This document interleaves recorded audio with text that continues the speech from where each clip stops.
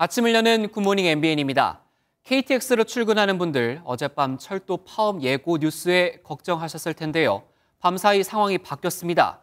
철도공사 노사가 첫 차 출발 시간 30분을 앞두고 극적으로 협상을 타결한 건데요. 오늘 오전 9시부터 예정됐던 철도 파업은 철회됐고 모든 열차는 정상 운행됩니다. 첫 소식 배준호 기자입니다. 철도노조와 코레일 간의 노사 협상이 시작된 건 어제 오후 4시 20분이었습니다. 총파업을 하루 앞두고 본교 수업에 나선 건데 협상 20분 만에 통상 임금 문제와 인력 감축 등 입장차를 좁히지 못하고 중단됐습니다. 어젯밤 11시 50분 교섭이 재개됐고 오늘 새벽 4시 반쯤 잠정한 합의에 성공했습니다. 오후 4시 30분부로 어쨌든 임단협 잠정 합의안이 도출이 되었고요. 파업은 철회됐고요. 열차는 이제 정상 운행될 겁니다. 철도공사 노사는 주요한 쟁점이었던 통상임금 관련해선 3년간 단계적 해소 방안을 마련했고 포인트제 등 공정한 승진 제도 운영에 나서기로 합의했습니다. 오봉역 사고와 관련해선 코레일이 유가족에게 공식적인 사과를 표명하고 3인 1조 작업이 가능하도록 인력 충원 등 작업 환경 개선에 나서기로 했습니다. 공공기관 혁신 가이드라인에 따른 인력 감축 문제는 구체적인 기재부 감축안이 나오지 않아 향후 과제로 남았습니다. 잠정 합의안은 오후 3시 철도 노조 조합원 총회에서 투표를 거쳐 인준될 예정입니다. 아침 9시부터 예정됐던 파업은 철회됐고 KTX와 새마을호 등 열차와 서울 지하철 1, 3, 4호선 모두 정상 운행돼 한파 속 출근길 걱정은 한시름 덜게 됐습니다. MBN 뉴스 배준우입니다. 철도와는 달리 화물연대 파업은 해결의 실마리를 찾지 못하고 있습니다. 산업 현장 곳곳에서 피해가 속출하고 있는데 정부는 현재까지 피해액을 1조 6천억 원으로 집계했습니다. 피해가 가장 큰 철강업부터 자동차, 건설, 조선업 등 연쇄적으로 한숨을 내쉬고 있습니다. 이연재 기자가 현장 취재했습니다. 파업 8일째를 맞은 충청남도 당진의 제철소입니다. 파업이 지속되면서 철강제를 실어 나르는 차량들이 일렬로 늘어서 있고 제품 추락길이 막혔습니다. 평소 같으면 제품을 실은 차량이 오갈 제철소 앞은 한산하기까지 합니다. 지금까지 56만 톤가량의 철강제가 제때 출하되지 못해 매출 차질액만 7천억 원이 넘었습니다. 철강제를 공급받는 자동차, 건설, 조선업 등으로 파장도 번지고 있습니다. 철강은 기초 소재이기 때문에 자동차, 조선, 가전, 건설 등 연관업계로의 생산 차질이 확산될 것으로 우려됩니다. 지금까지 정부가 추산한 산업계 피해액은 1조 6천억 원이 넘습니다. 화물연대의 집단 운송 거부로 인해서 물류 중단, 원료 부품 조달 및 생산 수출 차질 등 기업활동 전반에 심각한 악영향을 미치고 있다 이렇게 했습니다. 이번 파업은 제조업만의 문제가 아닙니다.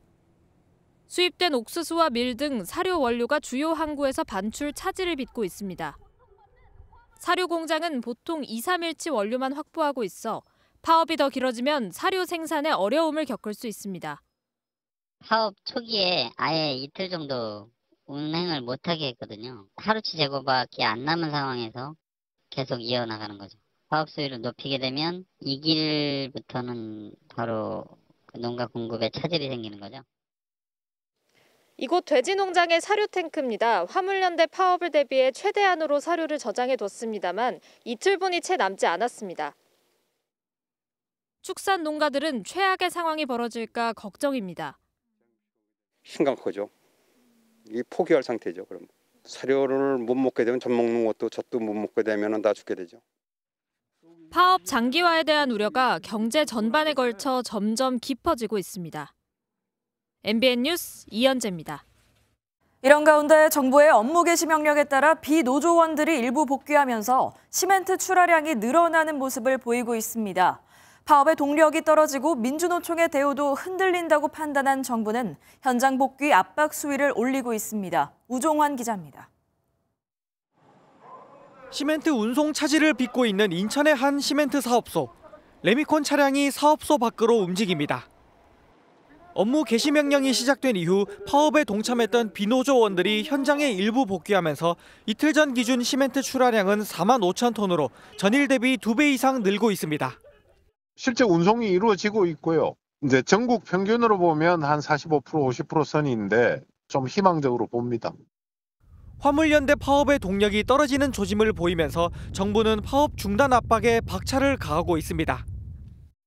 윤석열 대통령은 SNS에 화물연대 운송 거부 영향으로 수출이 감소하고 무역수지 적자를 기록했다며 업무 중단을 끝내고 경제위기 극복에 힘을 모아달라고 압박했습니다. 파업을 주도하는 민주노총의 대우에 금이 가는 점도 겨냥하고 있습니다. 국내 최대 철강기업 포스코의 양대 노조 중 하나인 포스코 지회가 민주노총 금속노조 탈퇴를 결정하면서 원희룡 국토교통부 장관은 탈퇴 직후 주가가 급등했다고 강조했습니다.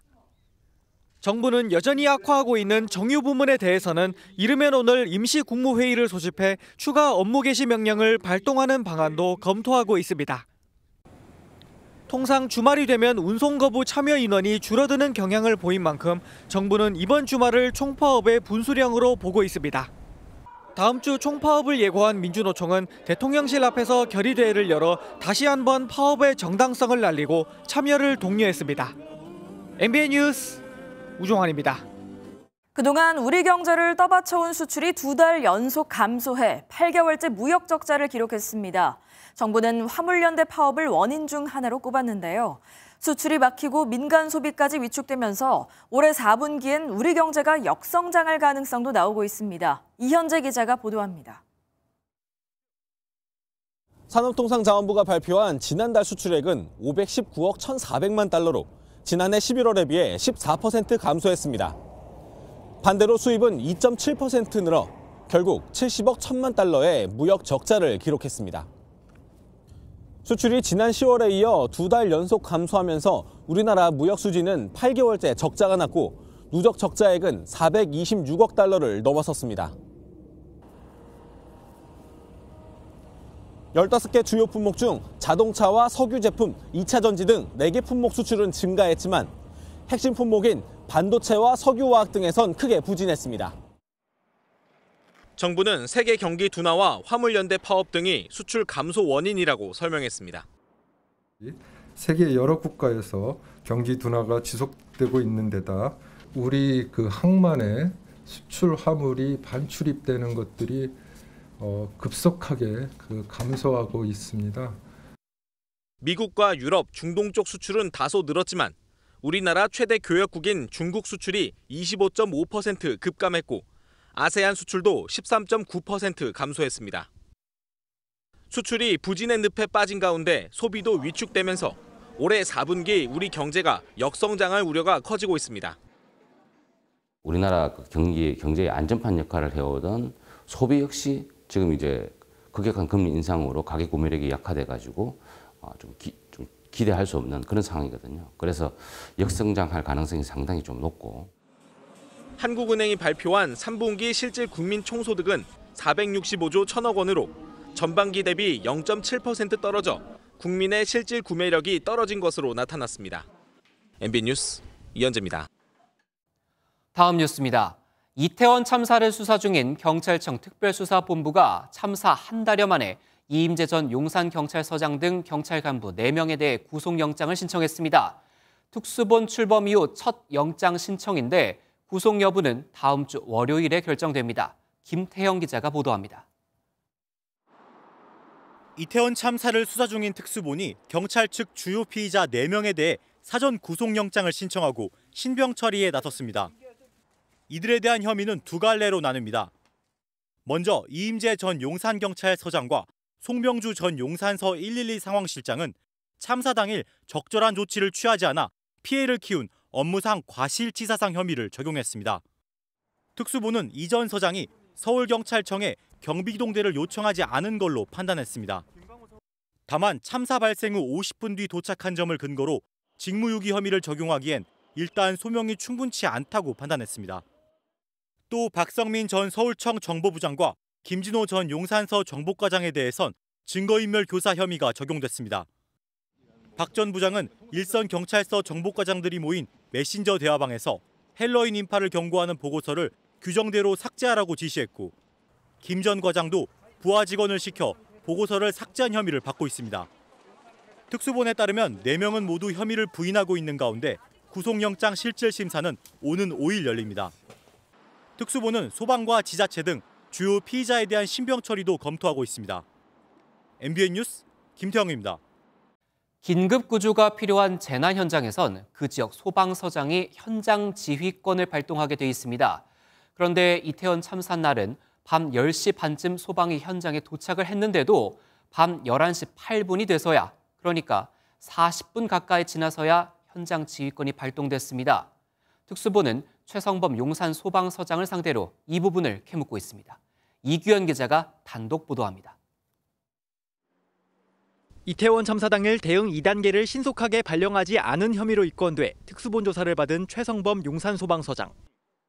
지휘팀장과 제가 내린 발령, 그리고 본부장이 내린 발령은 판단이 적절했다고 저는 보고, MBN 취재를 종합하면 특수본은 최 서장을 상대로 지휘권을 늦게 발령한 경위를 집중 조사하고 있습니다. 이로 인해 골든타임이 허비됐다고 판단하는 겁니다. 재난 및 안전관리 기본법에 따르면 재난 현장에서 각 지역 통제단장이 지휘권을 선언하게 되어 있습니다. 긴급구조통제단장이라 하면 이제 서장을 얘기하는 거거든요. 그런 표현은 안 돼 있지만 그렇게 해석할 수 있을 겁니다, 아마. 최 서장은 참사가 벌어지고 15분이 지난 밤 10시 30분에 현장에 도착한 뒤 11시 8분이 되어서야 지휘권을 선언했지만 그전에도 구조 지휘 활동을 했다는 입장입니다. 유가족 10여 명은 특수본을 찾아 이번 수사가 실무진에만 집중됐다며 이상민 행정안전부 장관 등 윗선에 대한 수사를 촉구했습니다. 국민의 생명을 안전하게 보호하지 않은 공직자들이 처벌받지 않는 사회가 과연 정상이냐며. 유가족 측은 다음 주에도 기자회견을 열어 목소리를 낼 계획입니다. MBN 뉴스 이규현입니다. 여야의 대립으로 출범 직후부터 애를 먹고 있는 이태원 참사 국정조사 특별조사위원회가 유가족들을 만났습니다. 여당 위원들은 공식 협의 없이 일방적으로 잡은 일정이라며 참석하지 않았지만요. 유족들은 참사의 진상을 밝혀달라면서 눈물로 호소했습니다. 이병주 기자입니다. 이태원 참사 국정조사 특별위원회 위원들과 유가족들이 만났습니다. 유가족 측은 위원장과 여야 위원들 모두에게 만나자고 요청했지만 국민의힘은 공식 협의 없이 일방적으로 잡은 일정이라며 참석하지 않았습니다. 여당이 이렇게 자리가 비어 있는 걸 보면서 정말 유가족 뵙기가 정말 죄송스럽고 착잡한 마음부터 먼저 말씀을 올립니다. 우상호 특위위원장은 세월호 당시 사태 수습 후 물러났던 이주영 전 장관을 거론하며 이상민 장관을 겨냥했습니다.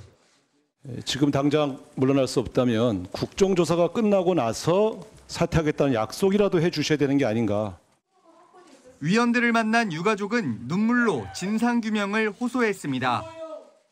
사랑하는 우리 158명의 아들, 딸들이 왜 돌아올 수 없었는지 명명백백하게 밝혀주십시오. 정말 간절히 호소드립니다. 공정과 상식이 있는 대한민국이냐고 반문하며 국정조사에 미온적인 여당을 향해 무릎까지 꿇었습니다. 우리 시아이야, 우리 아들.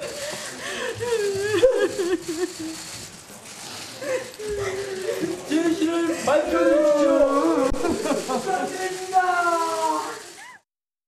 유가족들은 국회 내 희생자 추모 공간과 유가족 소통 공간, 유가족의 조사 참여 등 6가지 요구를 전달했습니다. MBN 뉴스 이병주입니다. 이상민 행정안전부 장관에 대한 해임 건의안을 상정하려는 야당과 이를 저지하려는 여당의 대치가 이어지면서 어제로 예정됐던 본회의가 결국 무산됐습니다. 내년도 예산안을 법정 시한 내에 처리할 수 있을지 우려가 나오는 가운데 여야는 서로에게 책임을 돌렸습니다. 신동규 기자입니다. 김진표 국회의장이 주호영 국민의힘 원내대표와 박홍근 더불어민주당 원내대표를 불러 본회의 개의 중재를 시도했습니다. 하지만 국회의장의 중재도 결국 무의로 끝났습니다. 이상민 장관 해임 건의안을 처리하려는 야당과 이를 저지하려는 여당의 입장은 타협의 여지가 없었습니다. 국민의힘 주호영 원내대표는 여야 합의대로 예산안 처리부터 촉구했습니다. 처리할 안건이 없고 또 여야 간의 오늘 의사 일정 자체가 합의가 되지 않았기 때문에 오늘 회의를 열어서는 안 된다고 강하게 요청을 드렸습니다. 더불어민주당은 국민의힘이 말로만 민생 법안을 강조하면서 실제로는 국민의힘 소속 법사위원장이 안건 처리를 회피하고 있다고 지적했습니다. 원내대표단은 국회의장실을 찾아 의장 직권으로 본회의 개의를 주문하기도 했습니다. 국민의힘이 이태원 참사의 진실과 책임을 볼모로 잡아 여야의 합의된 의사일정을 파기한다고 해서 국회의장까지 보완내동했어야 되겠습니까? 정기국회가 열흘도 남지 않은 가운데 여야의 극한 대치로 예산안 처리는 더욱 불투명해지고 있습니다. MBN 뉴스 신동규입니다. 내년도 예산안 법정 처리 기한인 오늘 여야가 막판 협상을 이어갑니다. 국회 예산결산특별위원회 여야 간사인 국민의힘 이철규, 민주당 박 전 의원은 오늘 예결위 예산안 조정 소위 감액 심사 과정에서 의결되지 못하고 보류된 사업 예산에 대해 논의할 예정입니다. 예결위 활동 기한인 지난달 30일까지 합의안을 도출하지 못하면서 현재 정부 예산안 원안이 자동으로 부의된 상황으로 여야는 마지막까지 협상을 이어갈 방침이지만 이상민 행정안전부 장관 해임 건의안을 두고 여야가 첨예하게 대치하는 만큼 시한 내 합의 처리는 어려울 걸로 전망됩니다. 여야가 여성가족부 폐지 등 정부조직법 개정안을 논의하기 위한 정책협의체를 가동하기 시작했습니다. 국회에 해당 상임위들이 이견을 좁히지 못하자 새 정부 출범 6개월 만에야 협의체를 만들어 논의를 시작한 건데요. 여당은 알박기 인사는 그만두라는 입장인데 야당은 임기제는 지켜야 한다고 주장합니다. 김현 기자의 보도입니다. 국민의힘과 더불어민주당이 여성가족부 폐지 등 쟁점 사안을 논의하기 위해 양당 정책위의장 등 각각 3명이 참석하는 정책협의체를 구성하고 첫 회의를 열었습니다. 하지만 윤석열 대통령의 대선 공약인 여가부 폐지를 놓고 회의 시작 전부터 신경전이 펼쳐졌습니다. 아직도 정부 조직법이 정비가 되지를 않아서 새 정부에 가야 될 방향에 큰 어려움이 많습니다. 여가부가 폐지될 일이 아니라 오히려 기능이 강화, 확대돼야 될 시기여서 이 부분 역시 정권 교체 때마다 이루어지는 알박기 인사에 대해서 여당은 전임 정부 때 임명된 기관장들이 모두 자진 사퇴해야 한다고 주장했습니다. 야당은 방송통신위원장과 국민권익위원장 등 임기제 정무직 기관장은 제외해야 한다고 주장했습니다. 연내까지 하자라고 어제 보도자료로 이미 발표를 했죠. 는 의견이 있었습니다. 여야는 다음 주 회의를 재개할 예정이지만 민주당이 여가부 폐지를 당론으로 공식 반대하고 있어 합의까지 난항이 예상됩니다. MBN 뉴스 김현입니다. 문재인 전 대통령이 서해 공무원 피격 사건을 검찰이 수사하는 것에 대해 처음 입장을 내놨습니다. 문 전 대통령은 정권이 바뀌자 정부의 판단이 번복됐다며 부디 도를 넘지 않길 바란다고 경고했습니다. 유호정 기자입니다. 문재인 전 대통령이 입장문을 통해 서해 공무원 피격 사건 수사를 안보 체계를 무력화하는 분별 없는 처사라고 강하게 비판했습니다. 입장문은 윤건영 더불어민주당 의원이 대신 발표했습니다. 안보 사안을 정쟁의 대상으로 삼고 안보 체계를 무력화하는 분별 없는 처사에 깊은 우려를 표합니다. 부디 도를 넘지 않기를 바랍니다. 문 전 대통령은 특수정보까지 직접 살펴본 후 판단을 수용했다며 그런데 정권이 바뀌자 부처의 판단이 번복됐다고 지적했습니다. 그러면서 근거가 된 정보와 정황은 달라진 것이 전혀 없는데 결론만 정반대가 됐다며 불쾌감을 드러냈습니다. 지난 10월 감사원의 서면조사 통보에 대단히 무례한 짓이라며 불만을 표한 적은 있지만 공식 입장을 밝힌 건 이번이 처음입니다. 서훈 전 국가안보실장의 구속심사를 하루 앞두고 입장문을 낸 것을 두고 윤건영 의원은 검찰의 보복성 수사에 대한 문 전 대통령의 생각으로 보인다고 밝혔습니다. 피격 공무원 유족 측은 이번 입장문으로도 당시 상황을 명확히 규명하는 게 불가능했음을 알 수 있다며 그럼에도 월북을 단정해 발표한 경위에 대해 철저히 수사해달라고 밝혔습니다. 국민의힘은 명확한 증거 없이 자진월북으로 판단했다는 자백처럼 들린다고 맞받았습니다. 무례한 것은 명확한 증거 없이 국민의 생명을 월북몰이로 희생시킨 문재인 정권입니다. 또 검찰 수사의 핵심은 정보의 조작과 왜곡 등 판단 과정에 불법은 없었는지 여부라고 강조했습니다. 대통령실은 문 전 대통령 입장문에 수사 중인 사안에 대해 언급하는 건 적절하지 않다며 말을 아꼈습니다. MBN 뉴스 유호정입니다. 서해 공무원 피격 사건 당시 문재인 정부 대북 안보라인 최고 책임자였던 서훈 전 국가안보실장의 구속 여부가 이르면 오늘 결정됩니다. 서울중앙지방법원은 오늘 오전 10시부터 이틀 전 검찰이 청구한 서 전 실장에 대한 구속영장 심사를 진행합니다. 서 전 실장은 해양수산부 공무원 고 이대준 씨가 북한군에 피살당한 다음 날인 2020년 9월 23일 새벽에 열린 긴급 관계장관 회의에서 자진 월북을 속단하고 이와 배치되는 첩보를 삭제하라고 관계부처에 지시한 혐의를 받습니다. 바이든 미국 대통령이 마크롱 프랑스 대통령과 정상회담을 하고 인플레이션 감축법에 결함이 있다며 개정을 시사했습니다. 양 정상은 또 북한의 탄도미사일 도발을 강력히 규탄하고 공조를 지속해 나가기로 했습니다. 워싱턴에서 최중락 특파원입니다. 바이든 미국 대통령이 마크롱 프랑스 대통령과 백악관에서 정상회담을 가졌습니다. 정상회담 이후 기자회견에서 프랑스 기자로부터 북미산 전기차만 보조금을 지급하는 인플레 감축법에 대한 질문이 나왔습니다. Emmanuel Macron said that the Inflation Reduction Act is in fact super aggressive, I quote, for European companies. Does it mean that you are ready to grant exemptions? 바이든 대통령은 다소 공격적인 질문에 미국이 사과할 필요는 없지만 법과 관련해서는 문제가 있었다는 점을 시인했습니다. The United States makes no apology. There's obviously going to be glitches in it and need to reconcile changes in it.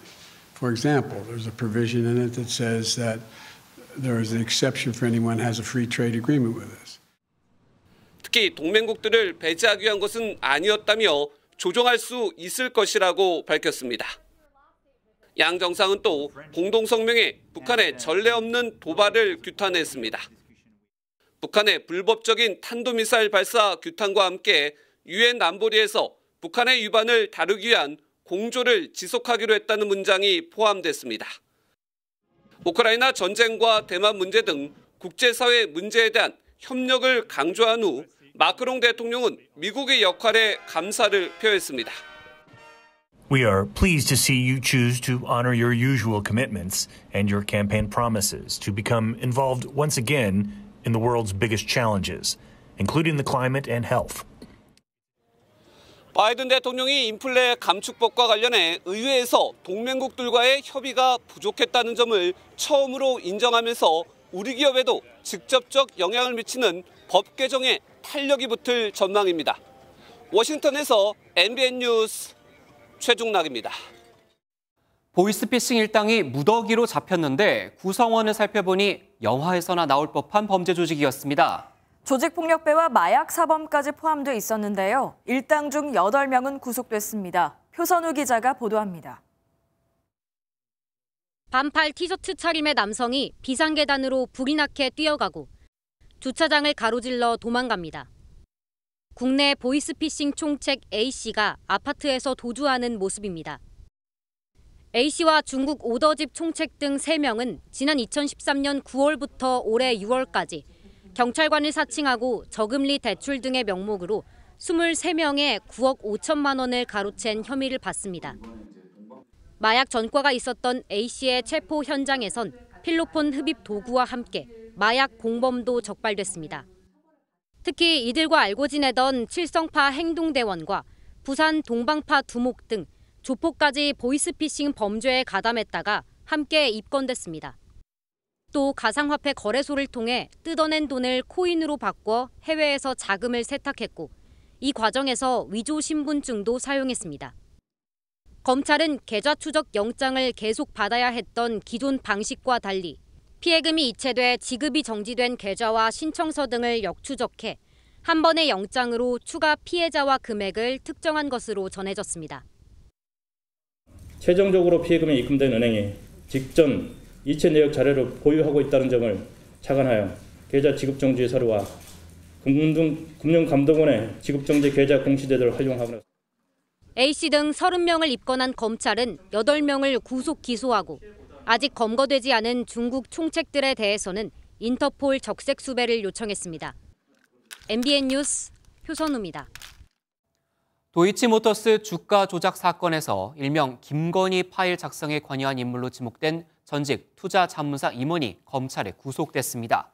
서울중앙지방법원은 어제 전직 투자자문사 임원 A씨의 영장심사를 한 뒤 증거인멸과 도망 우려가 있다며 구속영장을 발부했습니다. A씨는 권오수 도이치모터스 회장 등과 공모해 2009년 12월부터 3년 동안 도이치모터스 주가를 인위적으로 끌어올린 자본시장법 위반 혐의를 받고 있습니다. A씨는 오늘 도이치모터스 재판에 증인으로 출석하는데 김건희 파일에 대한 신문이 있을 것으로 예상됩니다.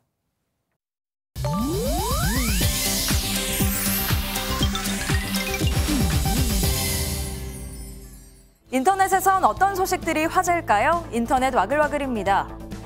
연말을 앞두고 올해는 호텔 크리스마스 케이크 가격이 더 오른 걸로 알려졌습니다.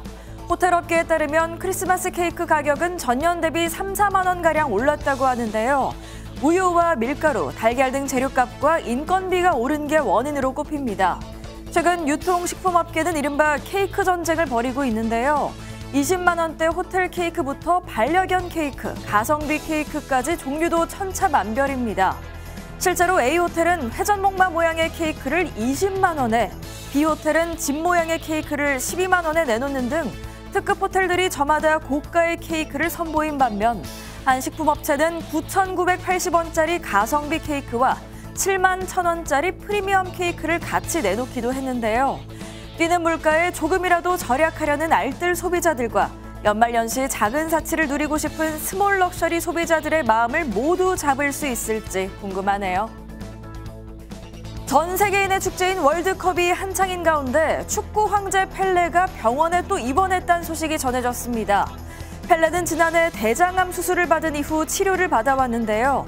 지난달 신부전증과 전신부종, 정신착란 등 합병증이 발생해 브라질의 병원에서 검사와 치료를 진행하고 있다고 합니다.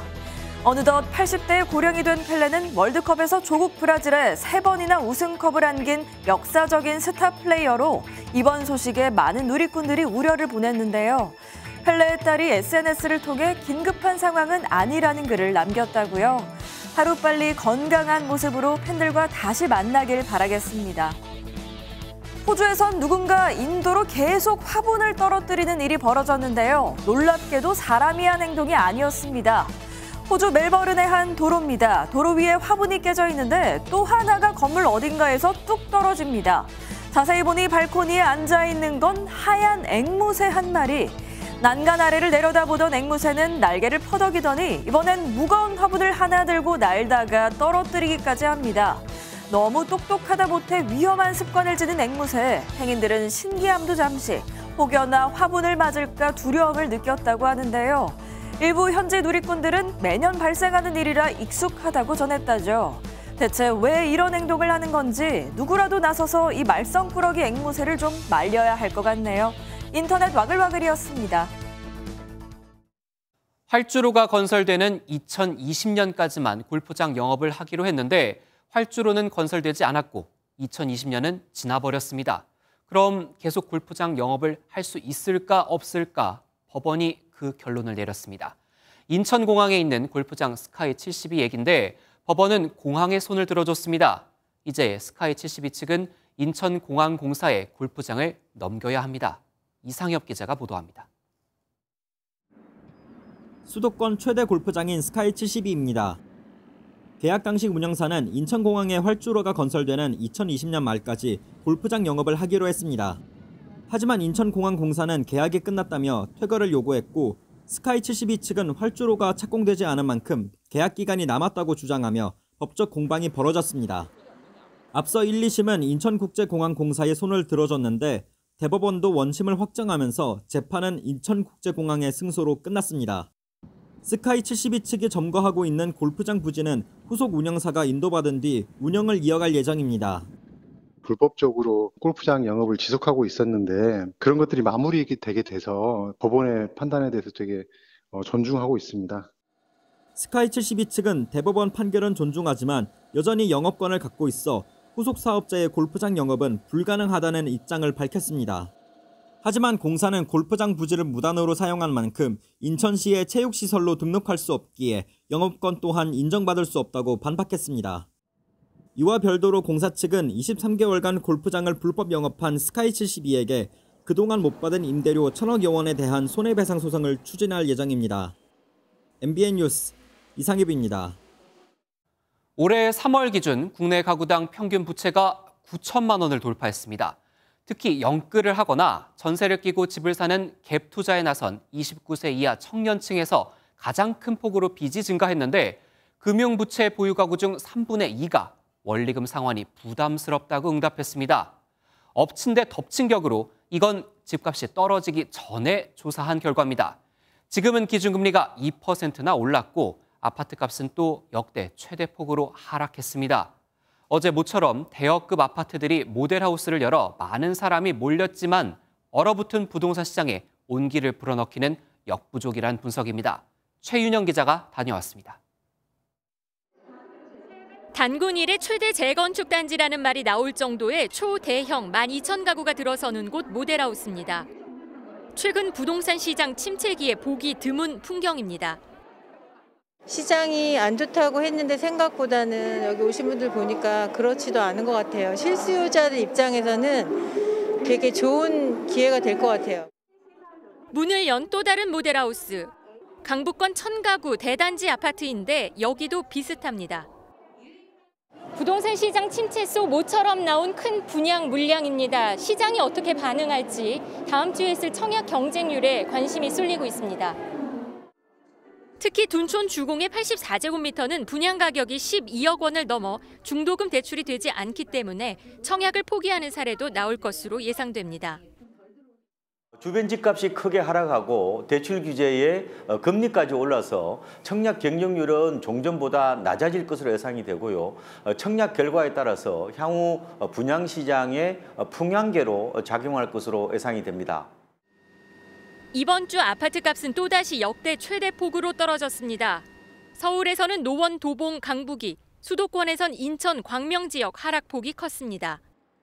아파트값은 1년간 쉬지 않고 떨어지고 있는데 금리 인상 여파로 매수세가 자취를 감추며 가격을 낮춘 하락 매물들이 늘고 있습니다. MBN 뉴스 최윤영입니다. 국제통화기금 IMF의 게오르기 에바 총재가 내년 세계 경제 성장률이 2% 아래로 떨어질 가능성이 높아지고 있다고 말했습니다. 로이터 통신에 따르면 게오르기 에바 총재는 우크라이나 전쟁 여파와 미국과 중국 경제의 동시 둔화가 세계 경제 성장에 부정적 영향을 줄 거라며 이같이 전망했습니다. 특히 중국 정부의 고강도 방역 정책이 중국 경제 성장의 가장 중요한 부정적 요인으로 작용할 거라고 평가했습니다.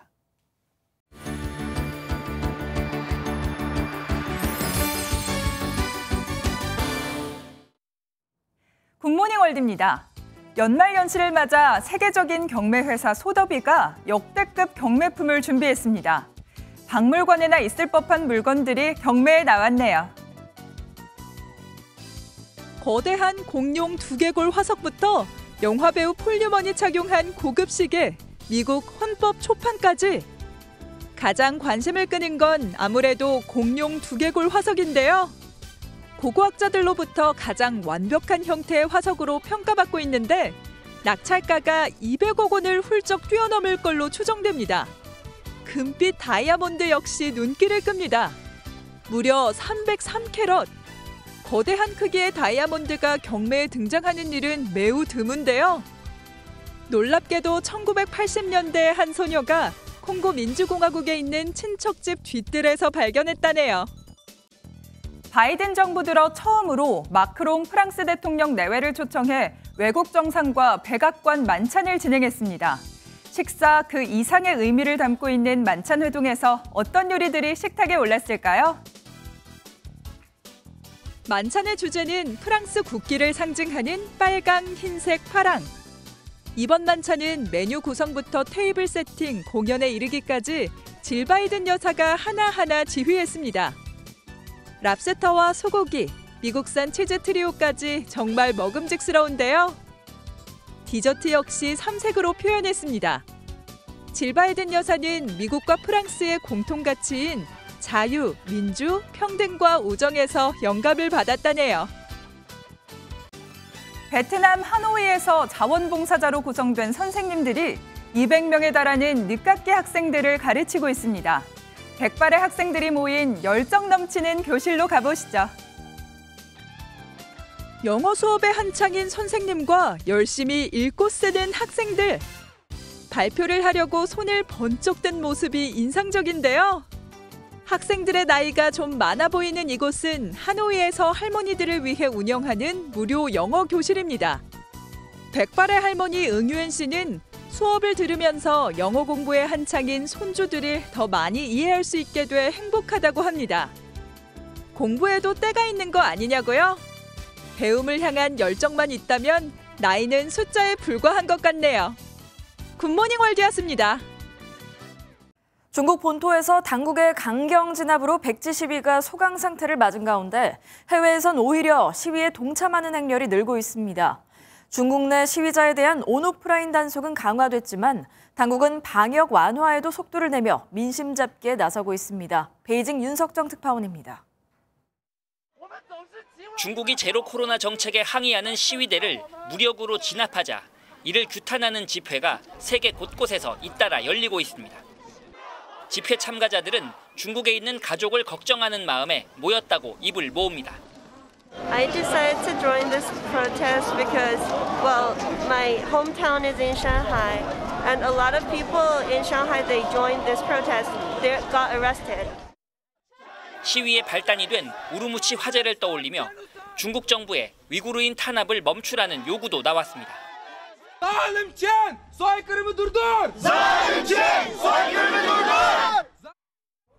반면 정부의 통제로 백지 시위가 소강 상태를 보이는 중국 본토에선 방역 완화에 속도가 붙고 있습니다. 중국 제조업 허브 광둥성 광저우시는 도심 지역 봉쇄를 해제하고 코로나19 감염자와 밀접 접촉자를 제외한 주민의 PCR 검사를 강제하지 않기로 했습니다. 충칭시도 감염 위험이 낮은 곳의 주민 이동과 자가격리를 허용하는 등 점진적인 봉쇄 완화 방침을 밝혔습니다. 코로나19 감염자가 가장 많은 광저우와 충칭이 봉쇄를 완화한 건 계속된 봉쇄에 흔들리는 민심을 잡기 위한 조치라는 해석입니다. 我们必须坚决落实第9版防控方案和20条优化措施不动摇、不走样，分区分类分级优化防控措施。 또 허베이성 스자좌도 도심 지역 봉쇄를 풀었고 랴오닝성 선양은 식당 내 식사를 허용했습니다. 베이징에서 MBN 뉴스 윤석정입니다. 지난달 말 스페인 주재 우크라이나 대사관에 배달된 편지가 폭발해 직원 1명이 부상당한 데 이어 스페인 총리실과 미국 대사관 등에도 폭발물이 담긴 편지가 배달되는 사건이 발생했습니다. 스페인 당국은 문제의 편지에 든 폭발 장치가 유사한 걸로 보고 수사에 착수했습니다. 서영수 기자입니다. 스페인 주재 미국 대사관 앞에 배치된 무단 경찰이 건물 출입을 통제합니다. 현지 시간 1일 스페인 총리실과 미국 대사관, 국방부 청사와 군수업체 등에 폭발물이 설치된 편지가 연쇄적으로 배달됐습니다. 편지 개봉 전에 보안팀이 처리해 다친 사람은 없었습니다. 전날 스페인 주재 우크라이나 대사관에 배달된 편지가 폭발해 직원 1명이 부상당한 사건이 발생했는데 하루 만에 유사한 사건이 또 벌어진 겁니다. 스페인 당국은 동일범 소행일 가능성이 큰 것으로 보고 수사에 착수했습니다. El material de los 5 sobres coincide. Existe apariencia de que han sido remitidos desde el territorio nacional, pero insisto en ello, prudencia. 우크라이나 측은 편지가 배달된 군수업체가 우크라이나에 지원하는 무기를 생산하는 곳이라는 점 등을 근거로 이번 사건의 배후로 러시아를 지목했습니다. Світ починає визнавати, що це держава-терорист. А терор не знає кордонів. 스페인 당국은 아직 러시아의 소행이라고 결론 내리기는 위험하다면서도 어떤 테러도 우크라이나에 대한 지원을 멈출 수는 없다는 입장을 밝혔습니다. MBN 뉴스 서영수입니다. 어젯밤부터 서울 택시요금 심야 할증 시간이 밤 10시부터 시작되고 할증률도 최대 40%까지 적용된 가운데 시민들과 택시기사들 사이에선 엇갈린 반응이 나왔습니다. 시민들 사이에선 밤 11시부터 새벽 2시까지 40% 할증이 적용되는 만큼 요금 인상이 부담된다는 반응과 택시밖에 선택지가 없는 경우 타격이 클 수밖에 없다는 반응이 줄을 이뤘습니다. 택시기사들은 심야 할증 확대 등 요금 인상을 대체로 환영하면서도 회사에 내는 산업금까지 따라오르지 않을까 우려하는 목소리도 있었습니다. 오늘 아침까지는 매서운 추위가 이어지겠습니다. 현재 서울의 기온 영하 7.2도로 평년 기온을 6도가량 밑돌며 추운데요. 그래도 낮부터는 기온이 차츰 오르겠고요. 주말인 내일은 반짝 평년 수준을 회복하며 추위가 누그러지겠습니다. 현재 서해안과 제주 산지에는 눈이 내리고 있습니다. 특히 제주 산지에는 많은 눈이 내리면서 대설특보가 내려졌고요. 서해상에서 눈구름이 꾸준히 유입되면서 이들 지역은 오늘 아침까지 눈이 더 이어지겠습니다. 주말인 내일도 곳곳으로 눈비 소식이 들어있습니다. 새벽부터 낮 사이 중부지방에 가끔 비나 눈이 내리겠고요. 특히 경기 북부와 강원 내륙과 산지에는 최고 5cm의 적설이 예상됩니다. 또 남부지방에도 내일 밤부터 모레 아침 사이 비가 조금 지나겠습니다. 오늘 전국 하늘에는 구름만 간간히 지나겠고요. 수도권과 동해안을 중심으로는 건조특보가 이어지는 만큼 불조심하셔야겠습니다. 이 시각 현재 기온 보겠습니다. 춘천 영하 10.1도, 대전은 영하 6도까지 떨어져 있고요. 낮 기온은 서울 2도, 대구 6도, 광주는 7도까지 오르면서 어제보다 2도에서 4도가량 높겠습니다. 일요일부터는 다시 평년 기온을 밑돌며 날이 추워지겠습니다. 내셨습니다. 20년 전 한일 월드컵에서 당시 축구대표팀은 21살 막내 박지성이 포르투갈의 골망을 시원하게 가르며 승리했습니다. 오늘 밤 20년 만에 다시 열리는 포르투갈전에서도 대한민국의 승리를 응원합니다. 뉴스 마칩니다. 고맙습니다.